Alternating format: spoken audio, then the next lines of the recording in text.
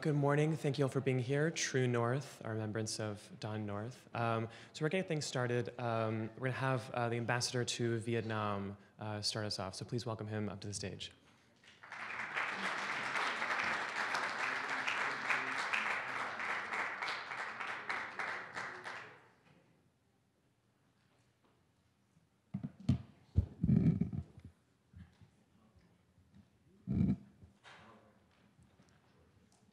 Mrs. Dina North, Glenn, Sam, Fiona, Jessica North, other family members, ladies and gentlemen, I am Hakim Ngok, Ambassador of Vietnam to the United States. On behalf of the Vietnamese government and people, I would like to express our deepest condolences to you, Mrs. Dina North, family members, and other friends of Mr. Donald George North for his passing. For the Vietnamese people, Don North has always been a great friend who had made significant contributions to end the war in Vietnam. And later on, he had helped the victims of Agent Orange and trained many young Vietnamese journalists. So we are deeply grateful to him and also his friends and also family members for the strong solidarity with and support to our struggle for national independence and reunification of Vietnam. May he rest in peace. And I strongly believe that he will always be with us in our common efforts to strengthen the friendship, cooperation, and comprehensive partnership between the American and Vietnamese people. And I also strongly believe that his kind sentiments toward our country and people of Vietnam will always be in our mind and heart. Thank you very much.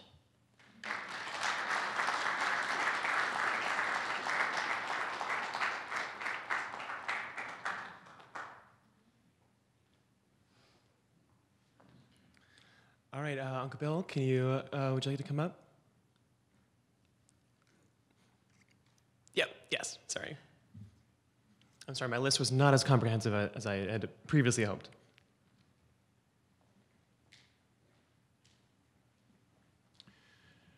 Good morning. My name is Bill Perry, and I represent a group called No Greater Love. No Greater Love is a group that started about 40 years ago and does ceremonies to honor those who died in the service of our nation. About 30 years, Don heard about No Greater Love, and he went down and he went over to one of our ceremonies over at Arlington National Cemetery. And he watched the ceremony, and he watched families who knew that they had been forgotten, that we make the promise never to forget, then we forget just by the passage of time. And he watched those families, and we honored people who died in the service of their nation, and he went over to Carmelo Espada, who founded No Greater Love. And he worked with No Greater Love for 31 years. He videotaped a lot of our programs. And you should know, ma'am, that right now they're subdividing the videotapes that your husband made, and they're going to be going to the Marine Museum at Quantico, the new Army Museum at Belvoir, and the Navy Museum downtown, and it'll be distributed so that this lasting record truly will be a lasting record because of what your husband did. And it's important that you know that. I called Carmela yesterday. She's in Florida. Yeah, that's right. And when she was talking about it, she was talking about, Don, that you know that in this town there are those people that'll promise you the moon and deliver green cheese. And that there are those people that'll promise you the moon and deliver. And Don always delivered. You could depend on him. He was trustworthy. He would do what he said he was going to do, and he was always there. So Carmela said that she was, and I took notes from her so that I would have it right. She said that Don was a good person with a good heart. He lived an honorable life, and he was a cherished friend. And then as she was getting, and we were starting to hang up, she said, would you please tell the family that she's thinking about you, grieving with you, and that remembering a life well lived. Don left this world, but he didn't leave our hearts. May he rest in peace to rise in glory. Amen.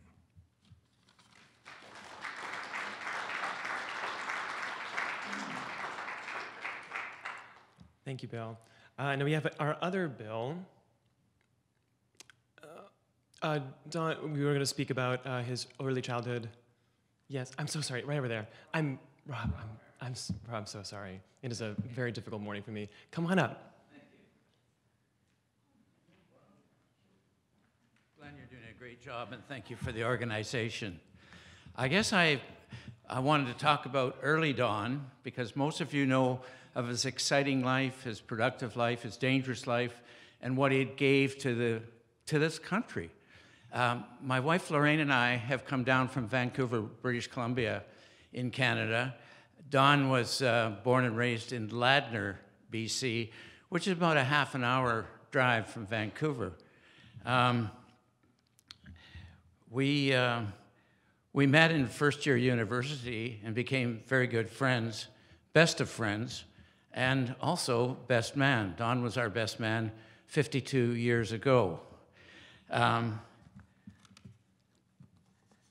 So we met about 63 years ago and became best friends. Ladner was a small sort of village. Farming, fishing was their main source of revenue. And as Vancouver has grown over the years, it's become a bedroom community. So people commute from Ladner.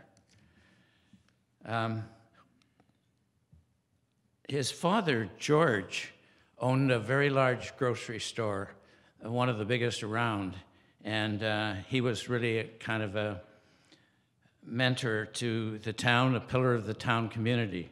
His mother had musical talent, which we know has sort of come off the program to Don, and of course Glenn has picked up too. Song and dance and musical genes seem to move from one generation to the other. His mother was a music teacher, and she also ran the choir at the local church.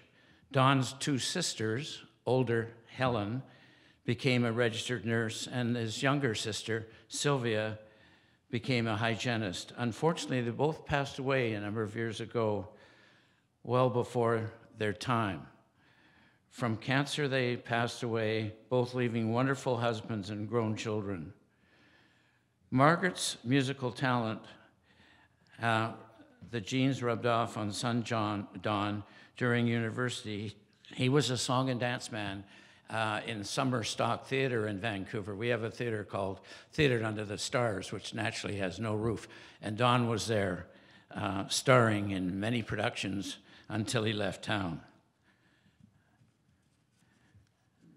We enjoyed many cast parties. Don had a girlfriend in the show who introduced me to a girl, so we were sort of stage door Johnnies and had wonderful parties afterwards.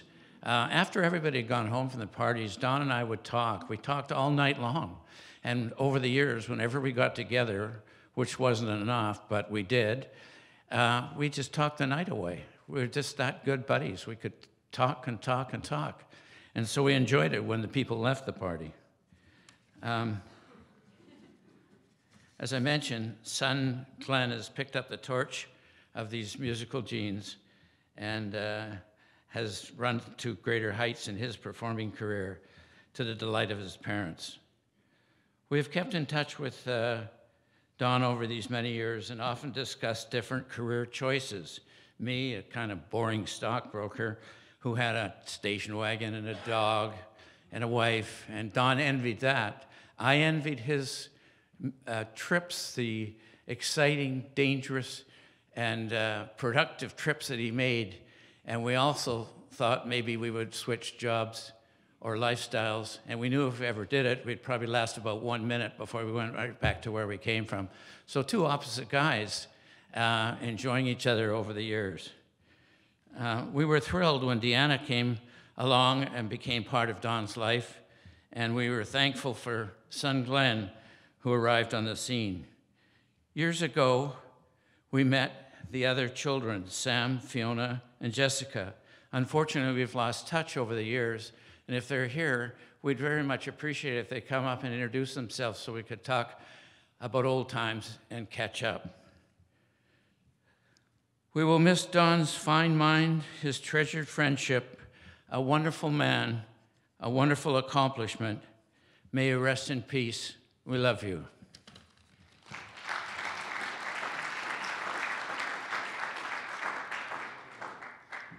Thank you, Rob. Next, Ted Lieberman. Thank you.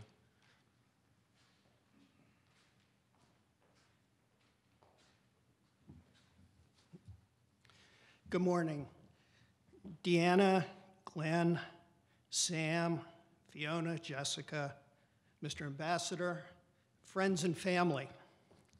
I'm honored to be here today to remember Don North, my friend, colleague, and mentor.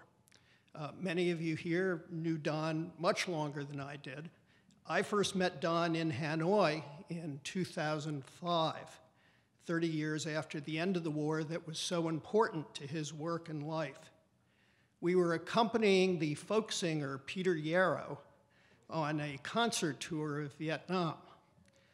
Don's assignment was to video the event. Mine apparently was to carry Peter Yarrow's guitar case. Over the course of the trip, Don and I found we had a good deal in common.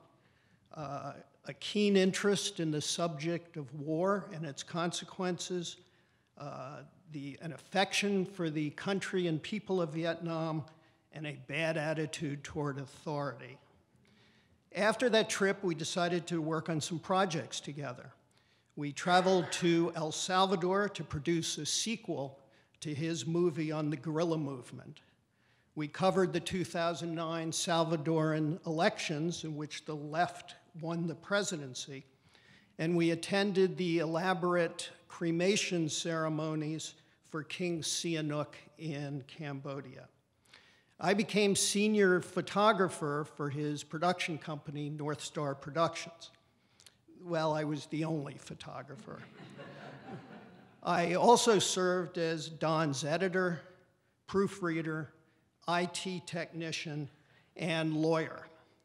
In return, Don introduced me to that select order of journalists that one writer referred to as the little bunch of madmen, the war correspondents and photojournalists who rushed toward danger when everyone else was running away. He put me in touch with editors that eventually published some of my work, and Don and Deanna fed me and put me up during my various trips to Washington. Don's life was filled with drama and adventure, too much for me to cover today. He is probably best remembered for his 5 years covering the Vietnam War, first as a freelancer, then for ABC television.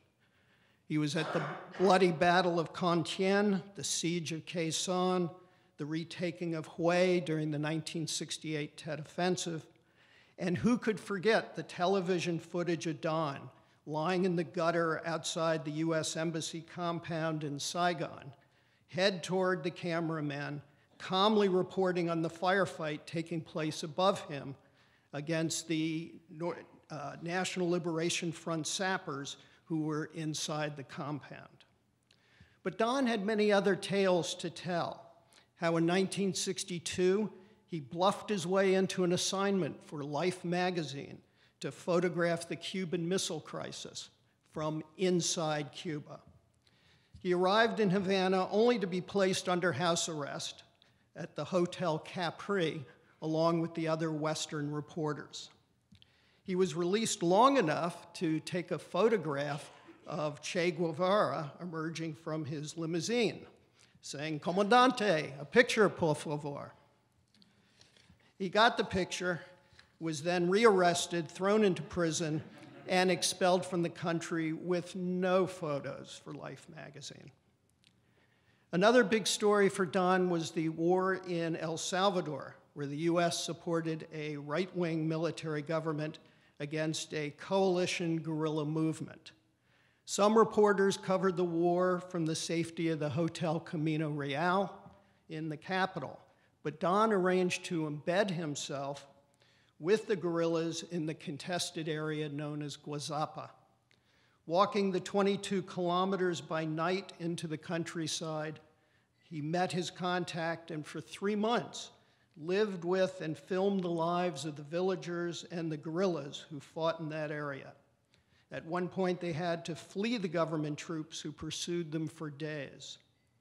Don made it safely back to San Salvador with his footage and produced an award-winning documentary, Guazapa, The Face of War in El Salvador.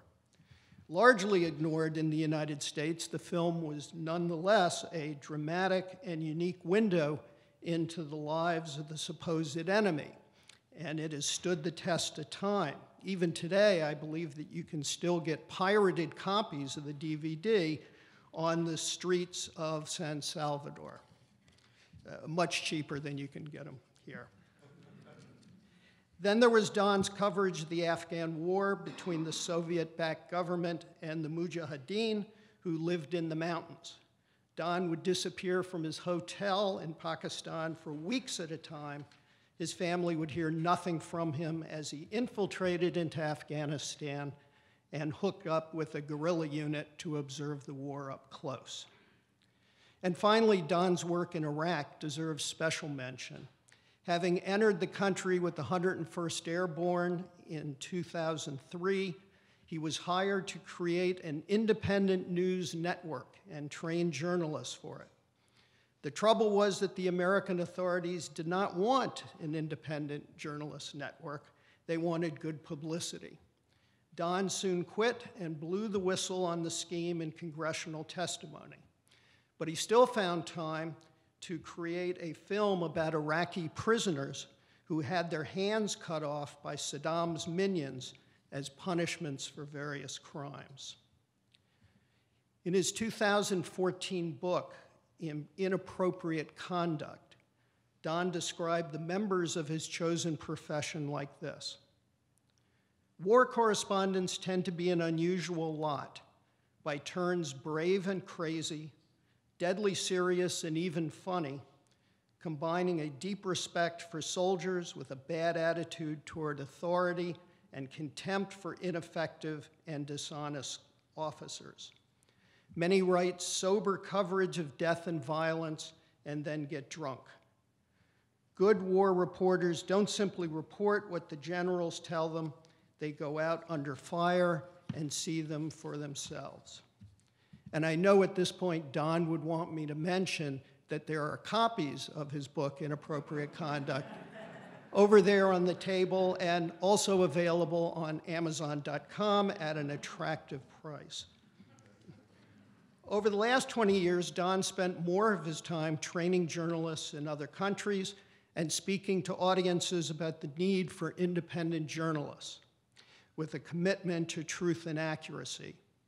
He wrote a number of articles looking back at Vietnam and other wars and how the press had reported them. His attitude toward authority did not change, and there were many emails to editors that I urged him not to send.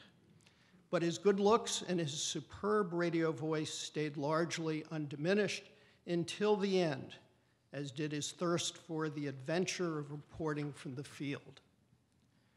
Remembering Don, I think of the poem by Alfred Lord Tennyson and the aging but unbowed Ulysses, who lamented, "How dull it is to pause, to make an end, to rust unburnished, not to shine in use." And the poem ends with these lines: "Though much is taken, much abides. And though we are not now that strength which in old days moved heaven and earth, that which we are, we are. One equal temper of heroic hearts, made weak by time and fate, but strong in will to strive, to seek, to find, and not to yield." So I say goodbye to a fine journalist and friend, or as Don would say in that melodious, confident voice, cheers.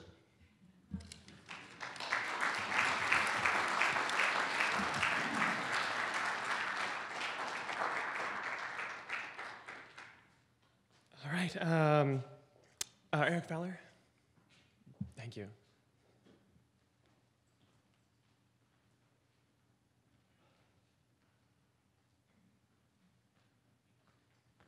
So I would like to tell you a story about how I met Don, which I think reveals a lot about his character.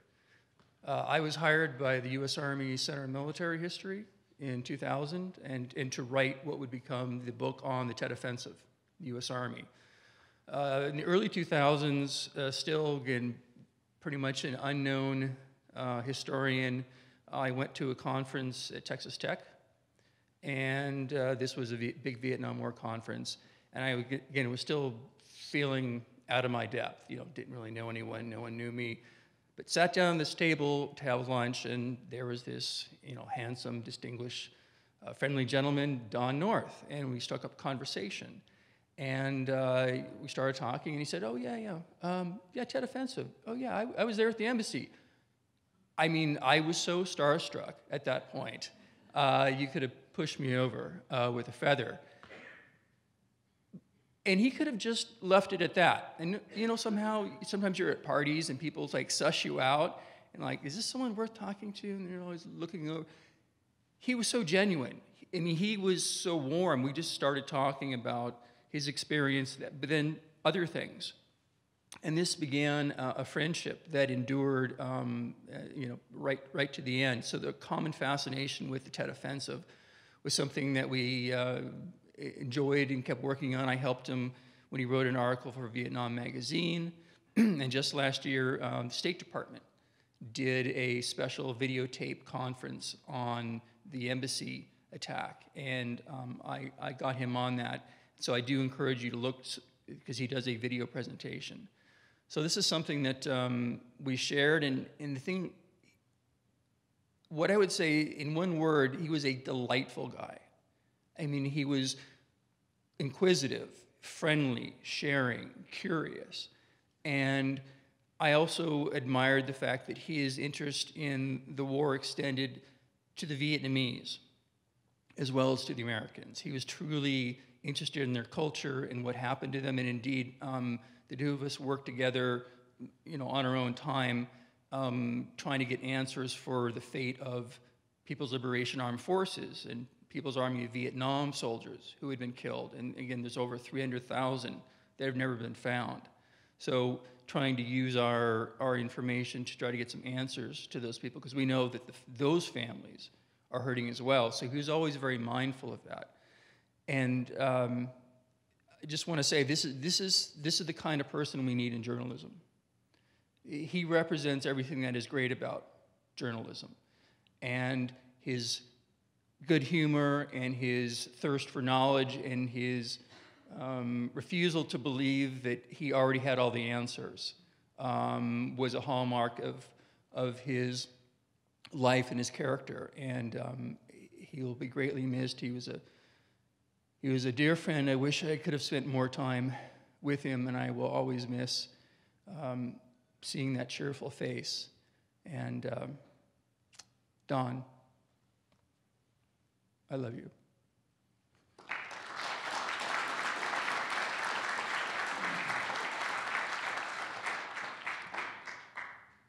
Great, so that's, is there anyone else that wants to speak? All right, wonderful, come on up.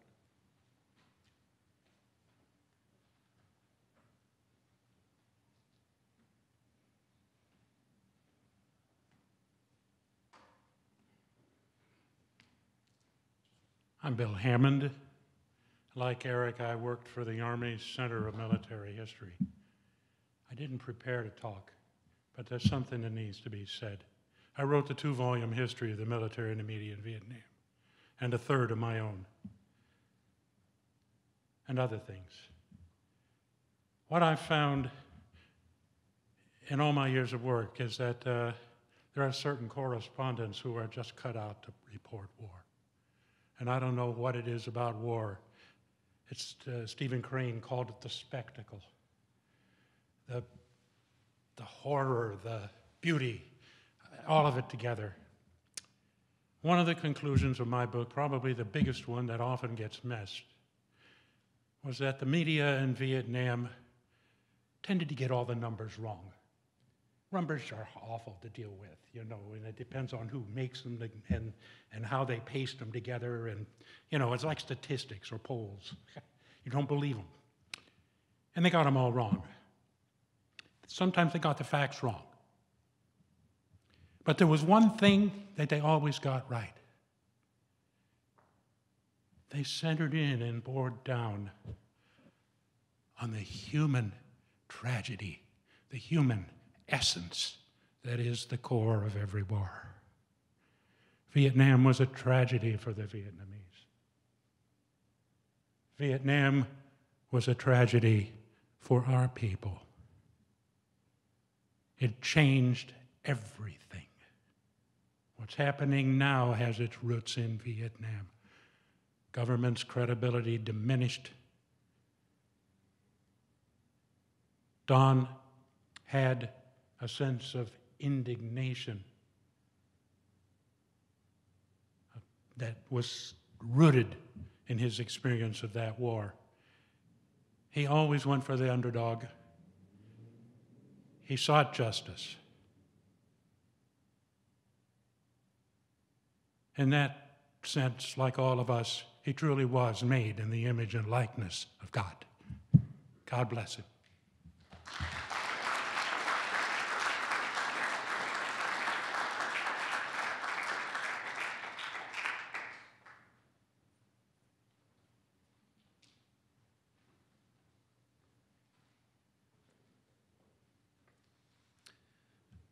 Good afternoon. I'm John McAuliffe with an NGO called the Fund for Reconciliation and Development. First to Don's family, to his friends.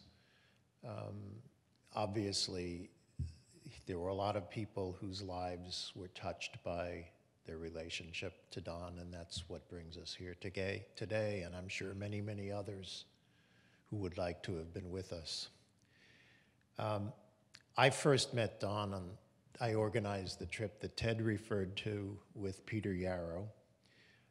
And we spent a very intense 2 weeks together as Peter performed in Hanoi and Hue and Ho Chi Minh City, trying to raise money and attention to Agent Orange and its impact.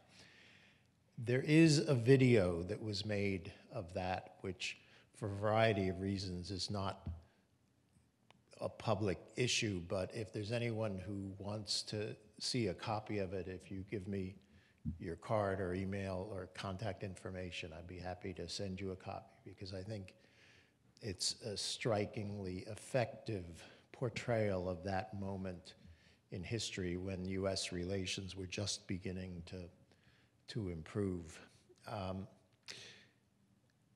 For all of the many legitimately critical things that can be said of Bob McNamara, one of the positive things that can be said is that he allowed American journalists to function in Vietnam in an extraordinarily open way. So much so that no war since then, or American military intervention since then, has permitted that same freedom. But we owe a lot to Don and to his colleagues for reaching those of us sitting back here to understand, as was the last speaker just said, the human cost on all sides of a terrible, terrible, and terribly unnecessary war. People come out of that kind of national trauma in a number of ways. Many of them just say that was the past, and now I'm going on with the rest of my life, and maybe 40 years later I'll go back as a tourist, but they don't engage with the continuity. And as Don knew, wars don't end. The people affected by wars who survived them are still, again, as was spoken, deeply affected for the rest of their lives.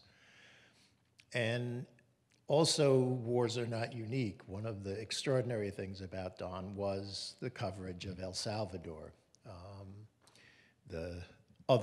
one of the other Vietnams that later administrations got into and was much more hidden from most of us, so much less attention to it.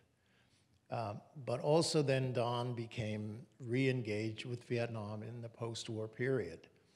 And well, first of all, he was part of the education of Americans with a Canadian series about Vietnam, which still is one of the best documentary series, superior in some ways to the Burns-Novick series, but with much less money that went into it. But that is worth looking at. You can get it still on Amazon. But then he went back to Vietnam. I'm not sure when his first post-war trip was, but I know that he went and trained TV people in Vietnam, sharing his skills with new generations of Vietnamese journalists. And then he came on this trip with us. And I think that it's that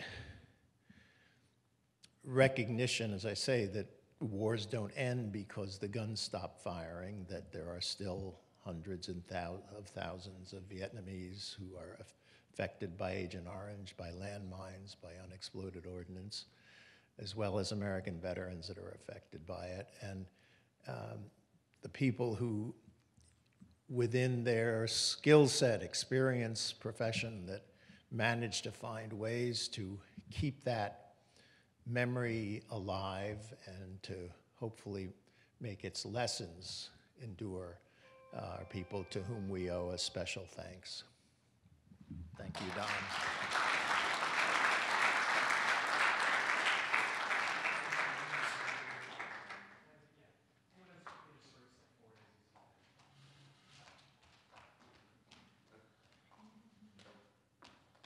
Hi, my name's Natalia Megas, and I first met Don in a screenwriting group. We became friends and colleagues, and I'll just read from my piece here. Don was the kind of journalist that I always wanted to be. Forever chasing stories on the front lines of action, intrepid, quietly observant, as talented with a camera as he was with a pen, persuasive with his words, blessed with the ability to capture even the most tragic and put it into the most beautiful, powerful prose.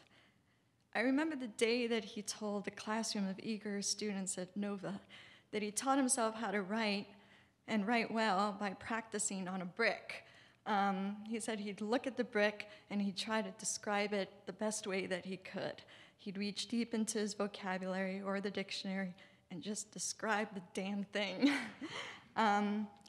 He traveled the world, as we've all heard, as a war correspondent, even going to war-torn countries like Iraq well into his 70s, which was amazing.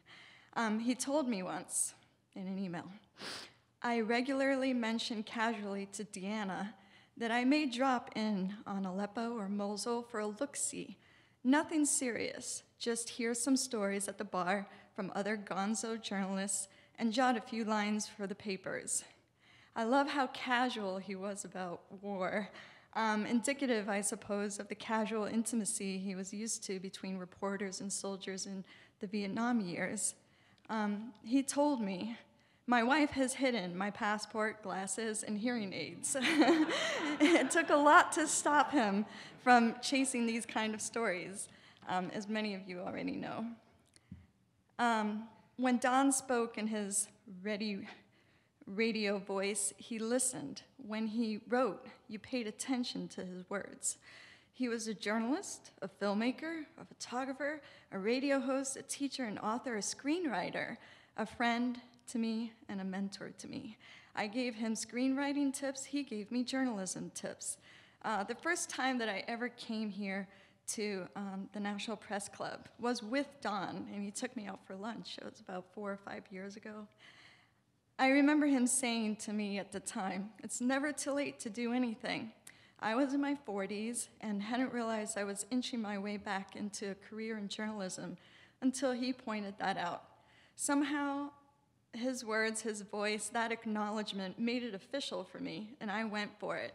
He encouraged me, he made me laugh, he pressed me to always be better, to be a responsible journalist, to love words, to love the news, to love stories,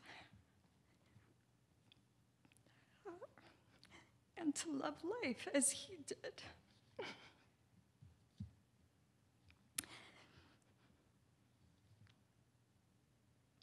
Don once shared a quote with me that he read on an old gravestone in a Jewish cemetery in Prague many years ago.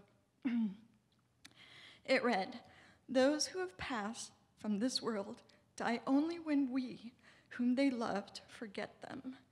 Don, you live in our thoughts, our hearts, your words, and your stories. You will not ever be forgotten." Thank you.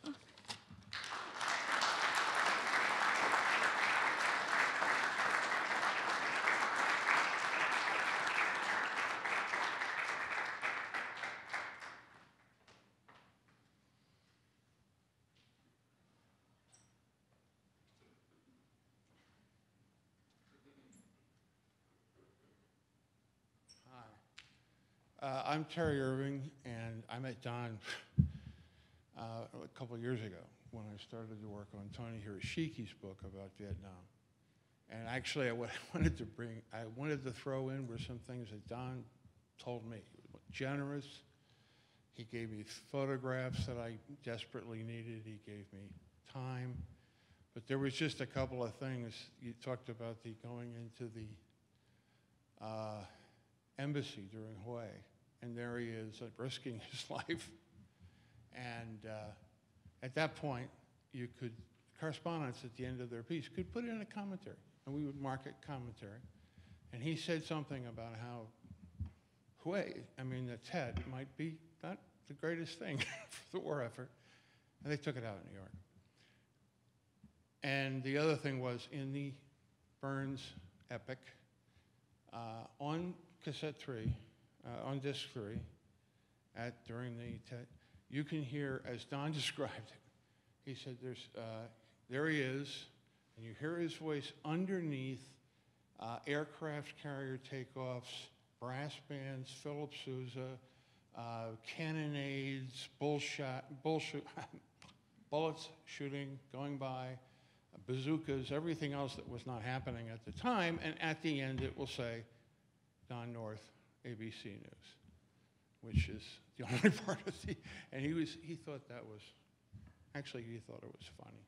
I just want to pass that on. He was a wonderful guy to me.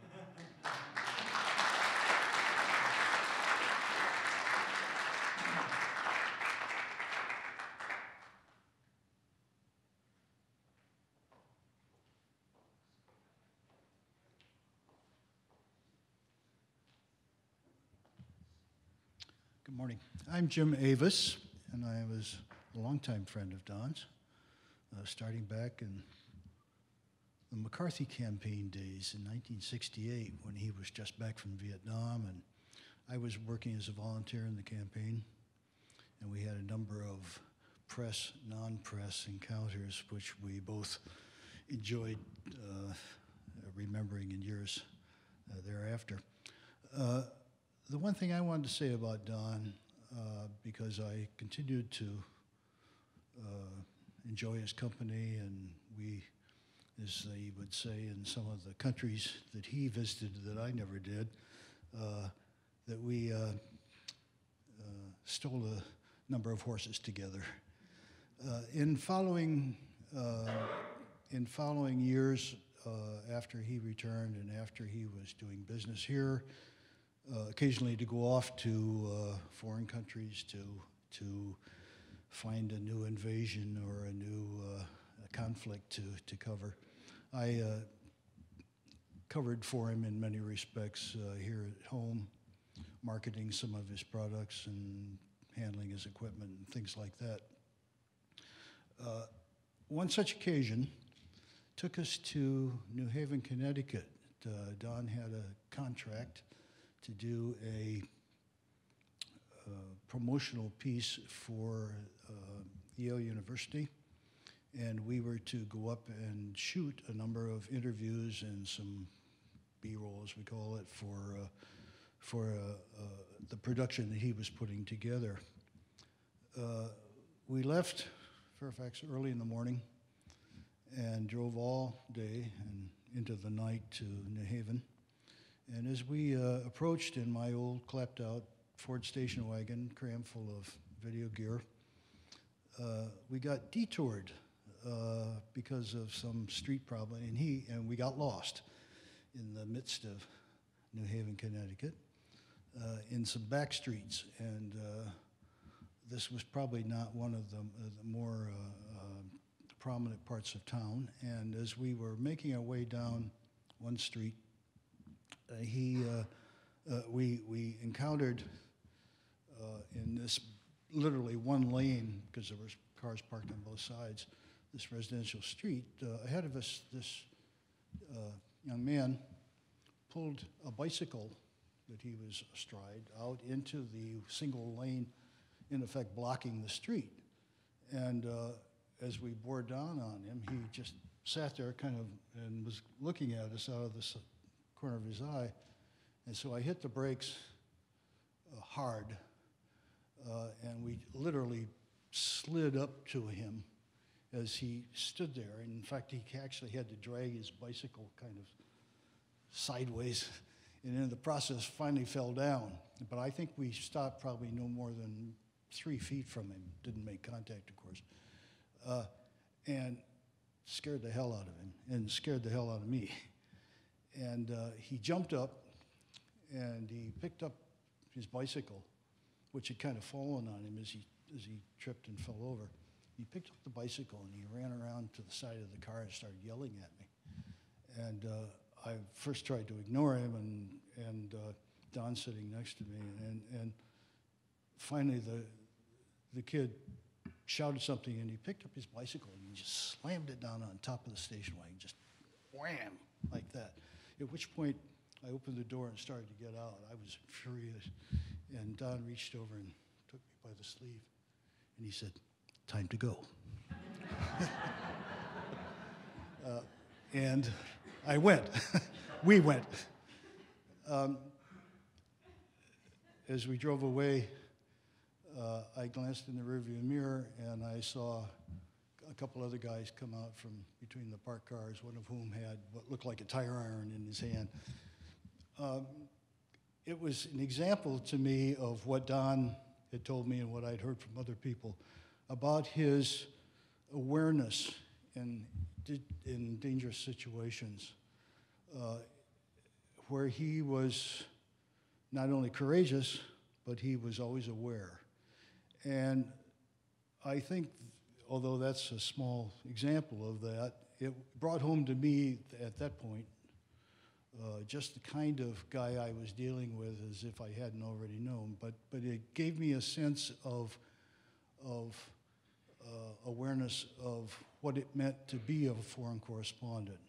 I had never done that, and I had always admired those that did. I had worked with many of them over 50 years in the broadcast news, and had been aware that was a character trait that I didn't possess, but that I admired immensely.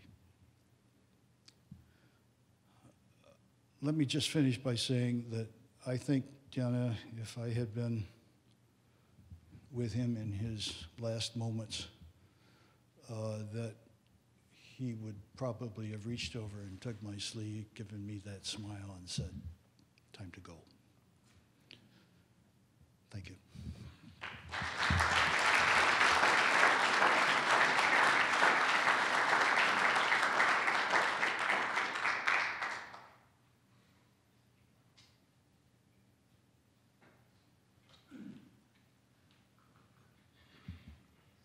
Good morning, everybody. My name is Sam North, son of Don George North. Thank you for, Mr. Travers, your words. I know it's been about 40 years since we saw you. Glenn, I keep thinking about what you'd said about our father, and I feel the same way. You know, that nothing was left unsaid. I love my dad. I love that he and Deanna, my stepmother, had over 38 years together. When I was younger, I was always a little concerned if my dad would be alone. So I have always been grateful. When I was considering what I was going to say today, some thoughts became irreverent about my dad. We were very close. In fact, usually when I'd call, if Deanna would pick up the phone after all of these years, she'd say, "Let me get your dad for you." And I said, "Dan, I'm calling to say hi to you too." But we've been very close. My wife, Faye, who grew up in Pennsylvania, we lived about 4 hours away in Pennsylvania from Fairfax, Virginia. So it was always a pleasure coming down, very bittersweet coming down yesterday, down through 15, through Leesburg, Gettysburg, and a trip I've made a couple times a year for about 23 years. I thought of Dad in the 70s owning a pair of gravity boots and using them. I don't know if you remember the 1970s, those gravity boots where you'd put them on your feet and you'd hang upside down. Remember that? I don't know what that struck me, because some people would buy those things, but they wouldn't really use them. But Don North was somebody who, at that time, did. He was an avid jogger as well. But one thing I was thinking about my dad, because I wanted to bring out a dark side of Don North, right, to counterbalance the light. There's really no dark side, but, and we didn't really have a contentious relationship, maybe contentious moments. And I was thinking about my cousin Scott McLaughlin in California on my mother's side. He'd, when he learned of my dad's passing, and he'd had a comment on Facebook about, "Yeah, Don North, he was so competitive, especially on the tennis courts. Unbelievable." You know, I'm thinking, Dad, on the tennis courts, competitive, right? You must have been thinking of some game 50 years ago. But Dad used to love belonging to squash clubs, and he'd take me with him. And I did enjoy it. We'd go play, and I've got to say, you know, my dad, there's a couple things he wasn't good at, and I got to get it out of my system now, Deanna. Please forgive me. He was a horrible driver. When I had my learner's permit, I don't know, we were up at Whistler skiing back in the days when you actually had to put chains on your snow tires to get down the mountain. And we were caravanning with relatives. And I said, "Dad, no, I've got to drive, please. You know, we're going to drive off the mountain." But he was horrible. I'll tell you a little bit about another driving experience in a second. But he had a different kind of competitive nature, Dad did. It wasn't traditional in the sense, I think it was like golf, like my grandfather George teaching us how to play golf. Very mellow. You competed against yourself. It was soulful. And to this day, I really have not enjoyed golf as much as I did with Dad and George in Tawasin. Because everybody else takes it too seriously, but not then. Anyway, Dad was a hacker on the golf course. He wasn't very good. Horrible driver. But he had this tenacious spirit when he played, you know, all in. I mean, he loved it. He dove right in head first in anything he did. I was fortunate, you know, growing up overseas and having vacations in places like Cyprus. So at 10 years old, if you're going to go scuba diving, you just have a Greek Cypriot give you 5-minute instructions on the regulator, and off you go. None of this 3-week certification for scuba diving, you know. And so wonderful experiences with Dad on the ski slopes and scuba diving and all these adventures. And that tenacious spirit that I got from him, you know, because that joie de vivre, just like life, that energy. But what he was outstanding in, journalism and words, the gift of gab, the compassion, the empathy, was there. You know, and that's why it's so wonderful to see everybody here sharing their stories. I know he's lost a lot of people over the years, people that I've known. He had such a network of friends, you know. First thing he'd do, even on a visit, right, Deanna, and first thing in the morning, if he had a cup of coffee or Deanna would make him a poached egg, just trot on down to his office, open up his email, a couple times a day, right, go through his routine. And he loved it. He loved being in touch with folks. So he will be sorely missed, you know. But what a guy.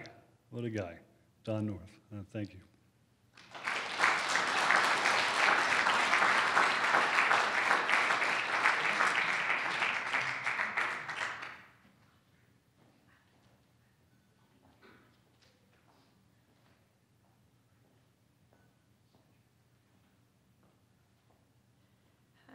Hi.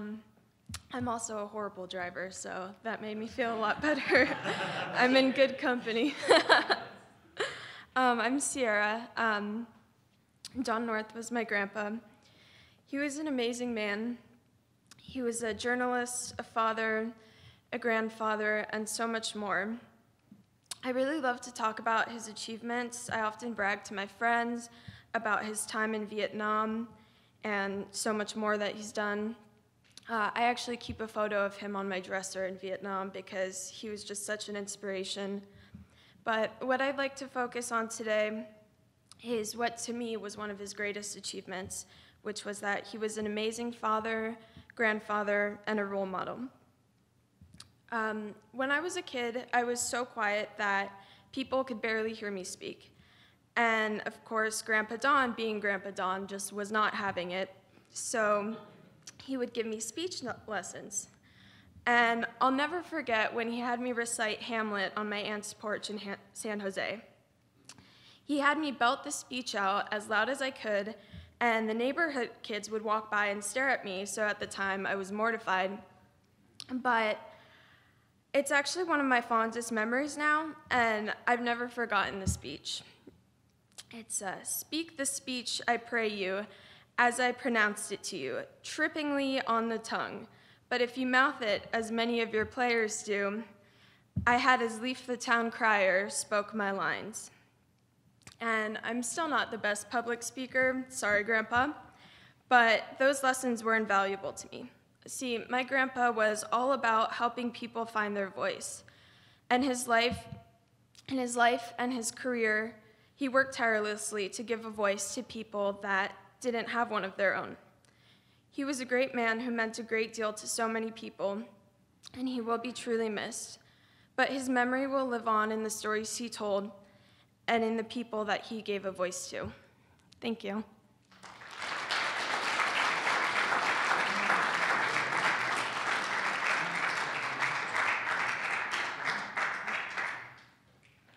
Excuse me, everybody.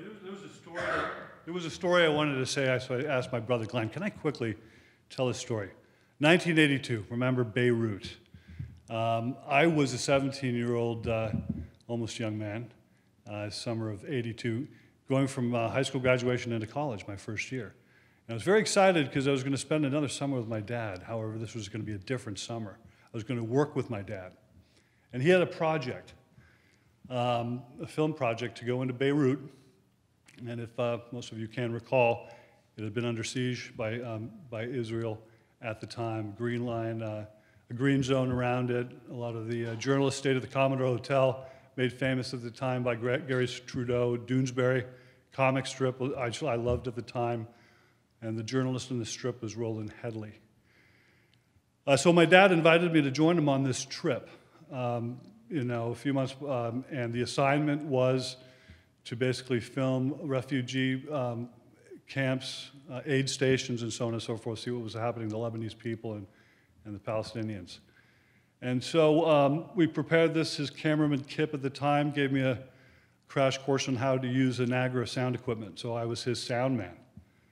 And so we prepared for this trip. I think he had to talk to some people in New York at the time. One of the books he gave me that I'll always remember reading in that week or two of preparation was Dalton Trumbo's Johnny Got His Gun. That's a book my dad would give me as a 17-year-old. But the thing about this story that I really felt impelled to tell everybody, and I was reminded last night was my dad, I think somewhere in D.C. when he was living in Georgetown on 30th and O, so he was somewhere, putting something in the trunk, the boot of his car, when a car backed into him and crushed his leg, broke his leg. Oh, and he had a cast all the way up to his hip. Now, do you think this deterred him from traveling to Beirut into a war zone? Not at all. So here he was, intrepid journalist Don North, war correspondent, traveling with a 17-year-old son, sound man, Sam North, and his cameraman Kip, and landing and doing our thing. And I was forever marked in so many astounding ways from my experience that several weeks there. There are probably journalists in here who know what I'm about to say. You know what it's like when a child, what it feels like when a child points an AK-47 at you. Going to aid stations where you see like Norwegian doctors do everything they can to save people and so on and so forth. But I'll always remember, here my dad is hobbling around, being so frustrated that he's incapacitated as such in this cast. So he had me take a picture. It was in one of the hotel rooms we stayed in at the Commodore Hotel. It was so hot, there was no air conditioning, we all had our shirts off. And I want to find this picture. Glenn's going to help me one day. I'm taking a picture of Kip with these shears, my dad lying down with some kind of a beer, insisting that Kip saw off his cast to finish his project. So I wanted to share that. But it does epitomize a little bit of Don North, intrepid war correspondent. Thank you.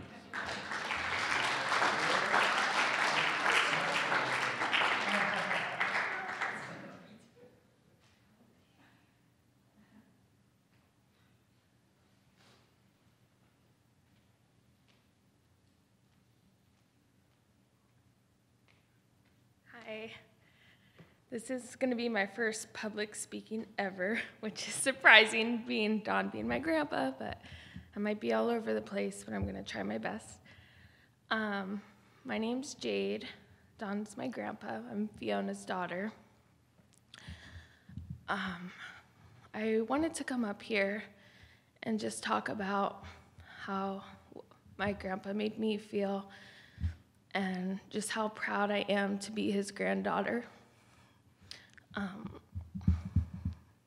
My mom raised us, me and my sister, and Grandpa was just such the male figure that I needed in my life. And I'm just so grateful for him and that my Grandma Deanna and all that they've done for us my whole life. He was such an amazing husband, and their marriage is inspiring to me.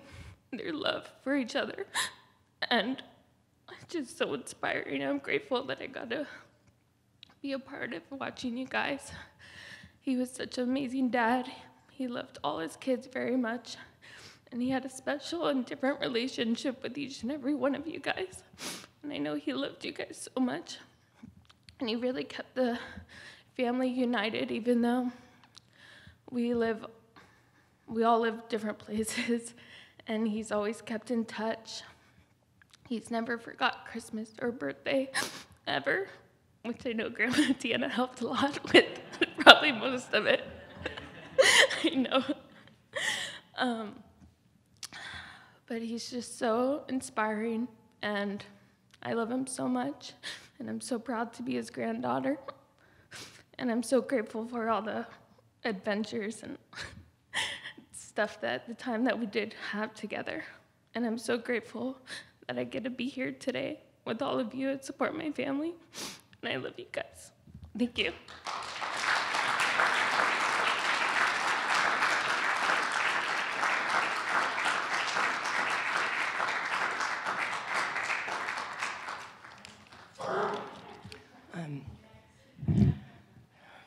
My name is Jessica North. I'm Don North's youngest daughter. My dad, Don North, was a remarkable person. His strong voice and good looks, as well as a remarkable ability to communicate, made him a movie star. He had the innate ability to make everyone feel special. He remembered birthdays and sent special letters with inspirational quotes. He always made Christmas very special, and I'm writing my notes with a North Star pen that says Merry Christmas. We had many special moments together, just he and I. But most often, it was spent with my sister Fiona. He wrote a hilarious song called Jessica, Fiona, and Raggedy Ann.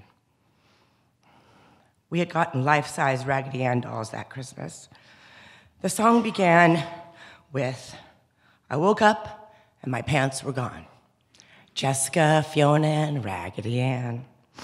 I hope to find the lyrics of the rest of the song. He also wrote a song called My Baby is Crying in Bangkok, but That's Where I Am. I had lost my baby doll in a taxi. He really loved music and words and pictures. My dad was passionate about his work. He was an excellent journalist. He was a fair and honest man. He always had good advice, especially about money. When we were down and out, he'd say, pull up your bootstraps. All the strength I have, I learned from him. He would want us all to be together to celebrate his life. We will all miss him. He went suddenly and without pain, as he would have wanted to. I thought we all had another 10 years. I'm grateful that he had the lovely Deanna to be with of all his days. She was the love of his life. I'm so grateful he had such a beautiful companion and love to spend the years of his life with. He was a happy man who was very accomplished and enjoyed his last years. As always, Don North did it as big and beautiful as he could, and I'm grateful to be part of his legacy.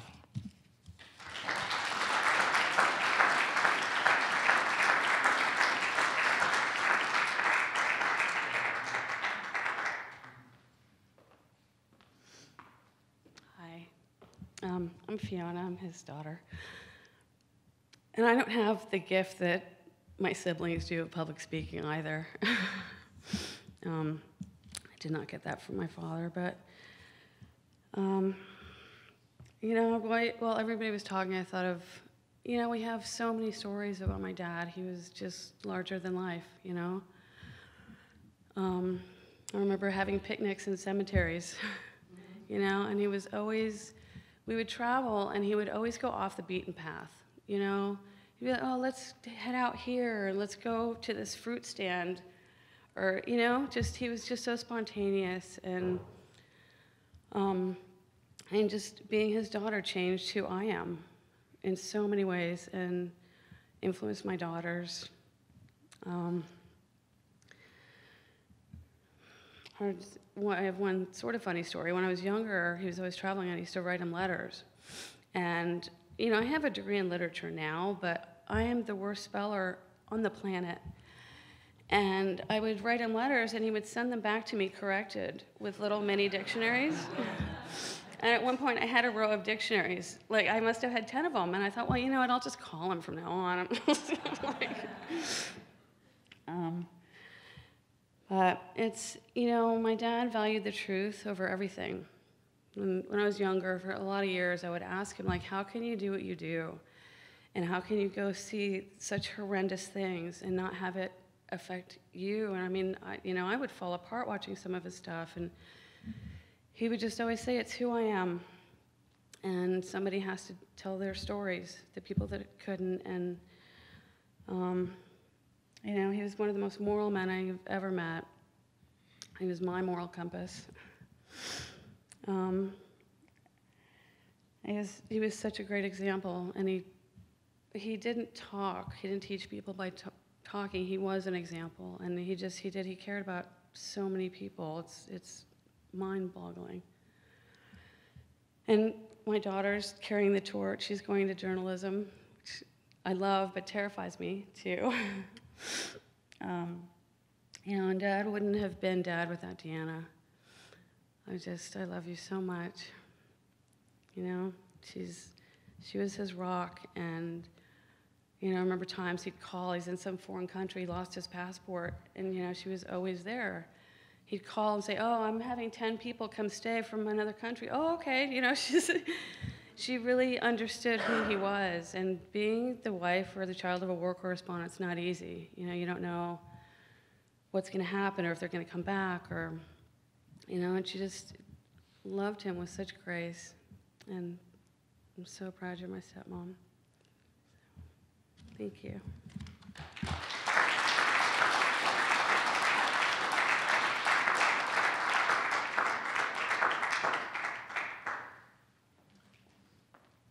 If there's anyone else who'd like to speak, anyone else? Wonderful. Now I'd like to invite my mother, his beautiful wife, Deanna. Sure, yeah. Do you want to read it? Oh, okay.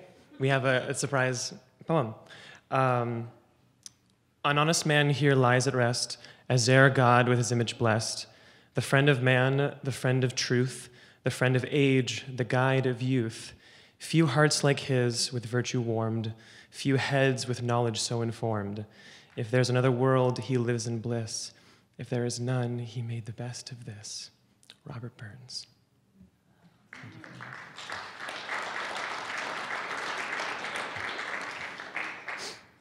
All right, come on up, Mom.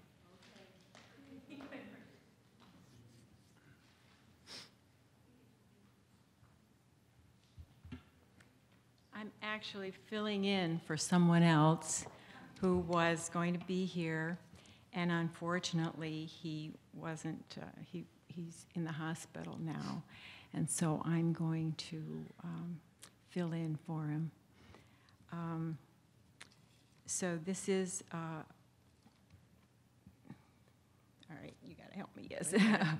Okay, so this is Paul Roberts, and he had certainly planned to be here. He wanted to be here very much. And in fact, I talked to him a couple days ago, and he was all ready. And then he fell down, and he's in the hospital now. So I'm going to read what he was going to read today. Don was a dear friend, and even more, I felt like he was the brother I never had. We had a symbiotic relationship that transcended a generation. We exchanged articles and books for each other to critique, and it was a productive and engaging experience. I am currently reading a book Don sent to me. It will be bittersweet to finish this book and not be able to discuss my feedback with him. Don always had a camera at the ready, as everyone knows that, right?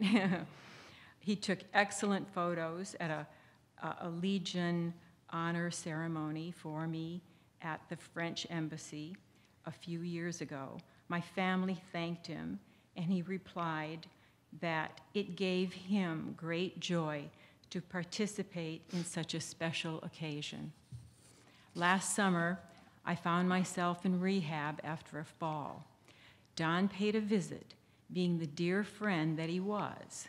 Don was present when the facility administrators were trying to convince me to stay a few more days, and I argued that I wanted to leave.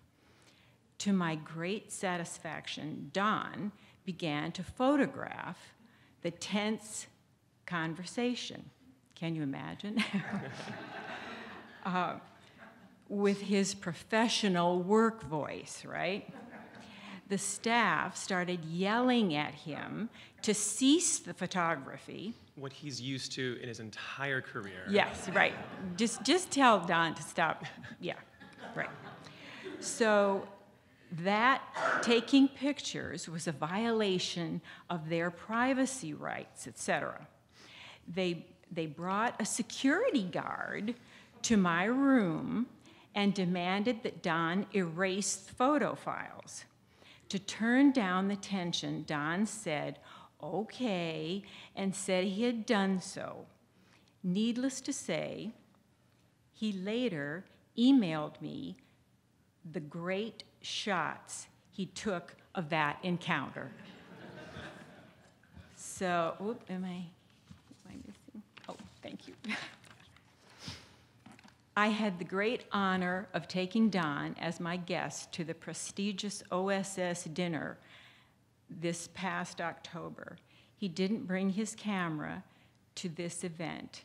He was just there to have a good time. I will miss my dear friend more than words can say. Paul Roberts.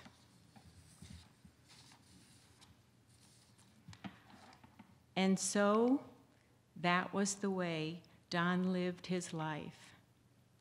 He was a man of great character, and I loved and admired him for his persistent dedication and drive to be the best journalist he could be. Thank you.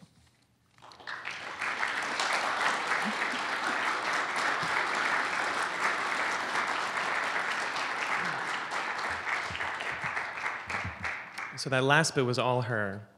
That was her. All right. Thank you all for coming today. It's been incredible hearing some of these stories. As you know, as we've heard, my dad was larger than life. He would fill a room with his voice and his presence. So he's not going to fit into all these eulogies. I'm not going to describe him to you because you know as well or better than I. So I'm going to tell you the things that I learned from him, some of the things that I inherited from him, aside from my good looks, of course. They say the apple doesn't fall too far from the tree, and that is very true. It should surprise no one that I pursued a career in musical theater. And just like Sierra, I had those same elocution lessons when I was a kid. We were working on the poem To a Mouse by Robert Burns, and if anyone wants to hear it, I won't bore you with it now, but let me know and I can share with you in the reception afterwards. I probably still remember every single word. And so whether it was nature or nurture to get those talents from him, he definitely nurtured the talents that I did have. We went over every single moment in that poem, and when your dad has a voice for radio, the biggest cardinal sin in the house is mumbling, especially when you consider how many bombs went off in his ears over his lifetime. He made sure that there was no mumbling allowed ever in our house. So I would be in these early performances cradling a toy mouse that I borrowed from my cat, and those early performances fed me my love of performing, holding an audience captive, and the love of stories. My entire life was captured on film, and I remember him teaching me the rules of photography with his photos, the importance of the rule of thirds, the importance of having lines in your photo, and most importantly, the importance of your photo to tell a story. The time when I felt closest to my dad was when we took a trip to Burma, because of course, we couldn't just go to the beach. We went to Burma. It was the year before my senior year of high school, and every day we would go out, we would take photos, he would take video, and we'd come back and we'd talk about what we'd share the photos we'd received. It was like we were pirates, sharing the booty that we had, amassed during the day. And there was one particular day, I don't even remember where we were, but we saw this huge statue of the Buddha, and at his feet was a man with a newspaper. And that image was just so striking to us. It was a man seeking earthly enlightenment under an image of heavenly enlightenment. So we looked at each other, we smiled, and we set about capturing this moment. So he got a bit further away. There was an arch near the Buddha, and so in his photo, he used a frame within a frame to have the arch frame the Buddha. There's beautiful lines in his image. The lines draw your eye from the Buddha down to the man. I chose a different approach. I went a lower angle, so my shot emphasizes the man. He is in the forefront with the Buddha looming above him. And that's what I love about photography, that two photographers can see the same image and still have different ways to approach it. It speaks to them in different ways. So that night, we came back to our hotel and shared our photos. He looked at both my photo and his next to each other. He smiled and he looked at me and he said, "You got the shot." And to this day, that is one of the most proud moments of my life, that I had captured the story that he wanted to tell as well.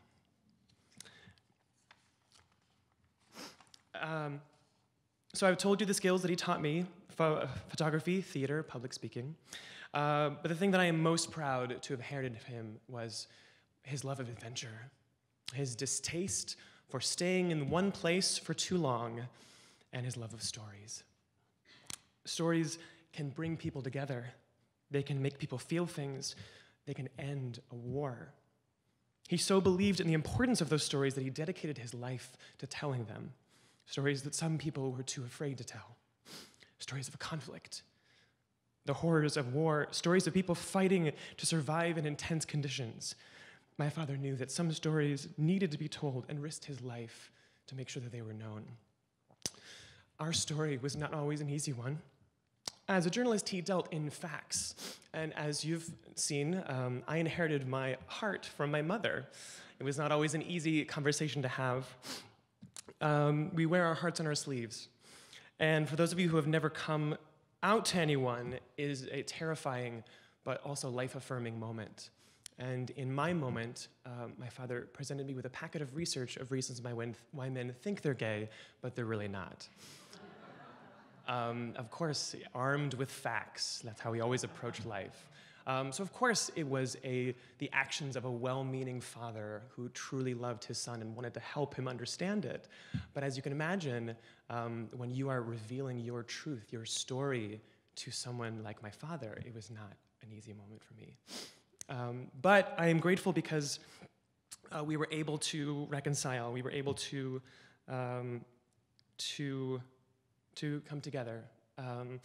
And even though he may not have always understood me or understood my life choices, I never had any doubt how much he loved me. We may not have always seen eye to eye, like how in the later part of his life, he insisted on using a fisheye lens on everything. And the photographers in the room will know that is not appropriate. You do not use a fisheye lens for a portrait, right? Right? Thank you. Okay, is this thing on? Hello? So for many years, I wondered how proud he was of me. But in the later years of his life, there was never any doubt in my mind how proud he was. And I just hope he knows how proud I was to be his son. The last skill I hope to have inherited from my father was his skill at giving eulogies. In the later part of his life, he unfortunately had to do many of them. And he had the incredible skill to combine anecdotes of a person's life with beautiful quotes he had found. And this is his quote book. It is full of funny jokes that he'd found, inspirational quotes. And his favorite is from a film called Blade Runner. And this is a quote that he often used in eulogies. This is the end of the film. A replicant is facing the end of his life, and this is his monologue. "I've seen things you people wouldn't believe. Attack ships on fire off the shores of Orion. I've watched sea beams glitter in the dark near the Tannhauser Gate.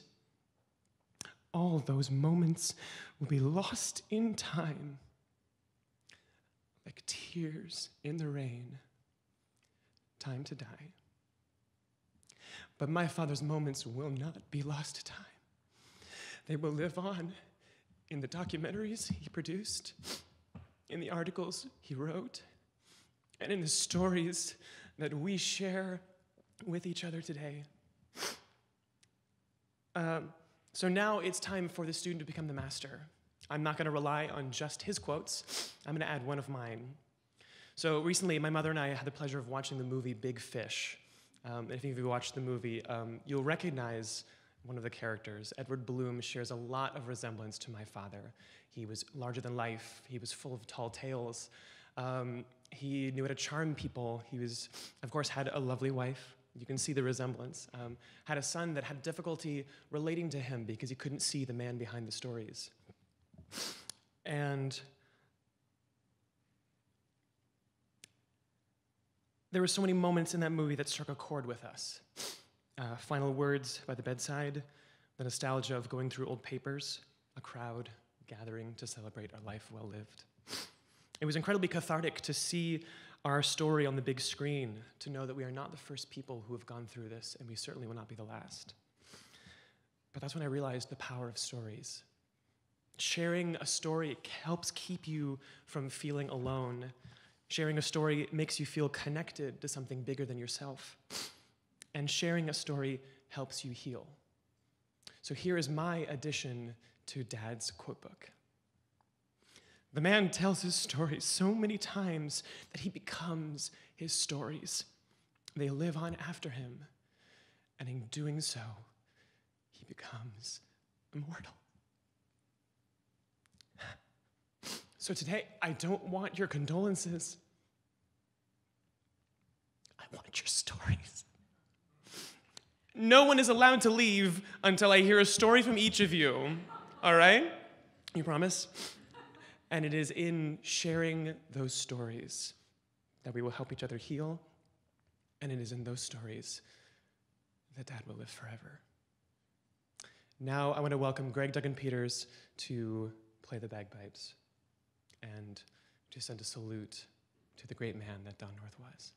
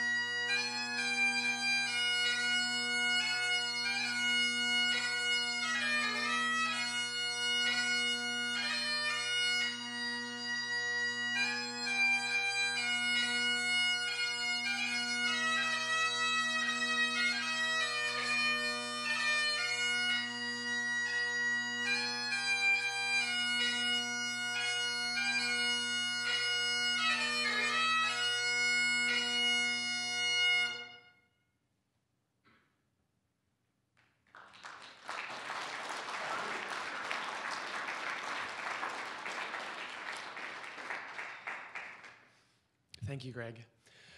All right, everyone, now we have a reception in the First Amendment Lounge, so we'll have some light refreshments, and that's where I want to hear all your stories. So no one leave until I hear your stories, all right? And no food until the story. That's how you'll, all right? Okay. Thank you all for being here today.